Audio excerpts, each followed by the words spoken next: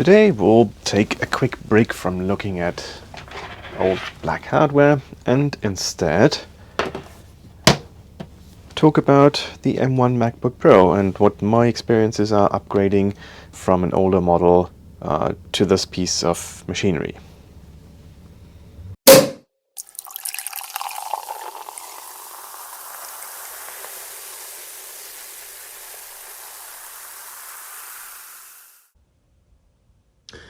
The time has come to retire or at least replace my trusted MacBook Pro.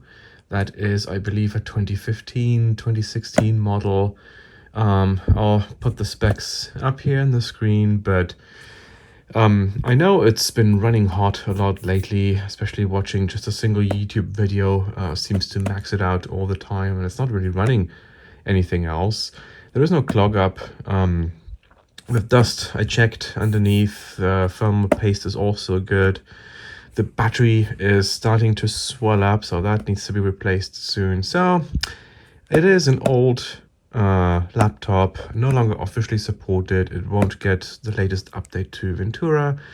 So why not bite the dust and replace it with a new M1 MacBook Pro. And the specs that we have here it's pretty much the base model, 16GB unified memory, 512GB SSD, and the Apple M1 Pro chip. So let's open this thing up. Opening these up is hopefully pretty straightforward. Just pull that tab here and nothing happens, just the tab comes off and the rest not. So maybe I'll just get the scalpel to try and get this off.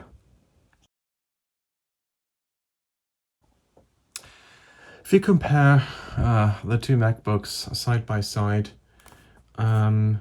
yes, they do look thinner at the edge, but that is just because the old model is kind of tapered at the edge to kind of give that illusion of thinness, but overall I think in terms of thickness they seem relatively similar. I'm sure they're not exactly the same, maybe this is a tiny little bit thicker, but overall I think I like the form factor.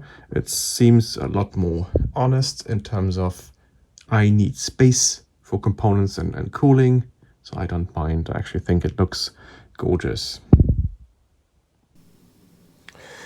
Something that the design of that new M1 MacBook Pro reminds me of is the G4 PowerBook, the titanium one. So if you look at some of how the edges are designed, the round but flat surfaces, it is very much, or seems to be, an homage to that style of MacBook from yesteryear. So far, I really like using this. It's not really much more heavy than the old MacBook Pro. One thing in carrying this around that I don't like are some of the sharp edges around here, which I assume to be either a vent or a speaker grill, and same at the back, at the bottom of the case. So if you grab it like this, it almost feels like there's a little bit of a sharp edge here that could cut into your skin easily.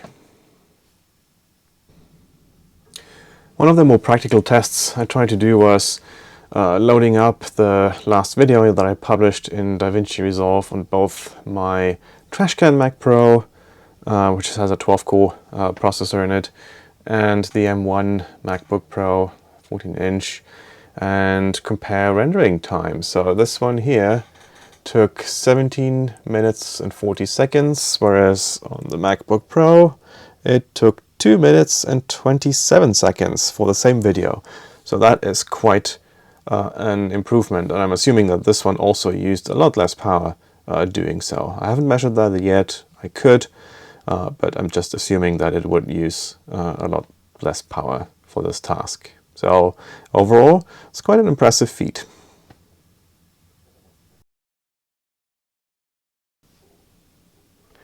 So far I'm impressed with my little M1 MacBook Pro in the M1 Pro configuration.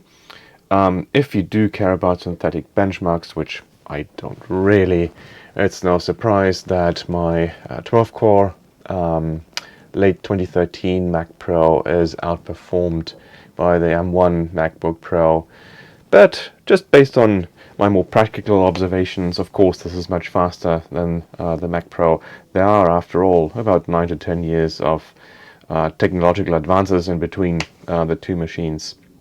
So, if, for instance, video editing, which is what I based most of my comparisons on so far, is your daily job, you need to have a big, power-hungry machine running 24/7, then upgrading to a more modern platform is definitely in your interests, because you save power, you save cooling, which is, again, power. But if you're a hobby editor like me, then a machine like this is definitely still fine and totally up to the task. So in conclusion, was it worth it for me to upgrade? I would definitely say yes, because I'm not just using the Mac Pro for video editing. I also replaced my old aging MacBook Pro. I might even unify the two and get rid of the Mac Pro, or rather retire it, and use a docking station and external storage to use this as both my laptop for running around the house, but also as a stationary machine when I do video editing tasks at my desk. So for me, that was definitely a win, because I can potentially retire two machines in one go. Hope you enjoyed this video, and thank you for watching.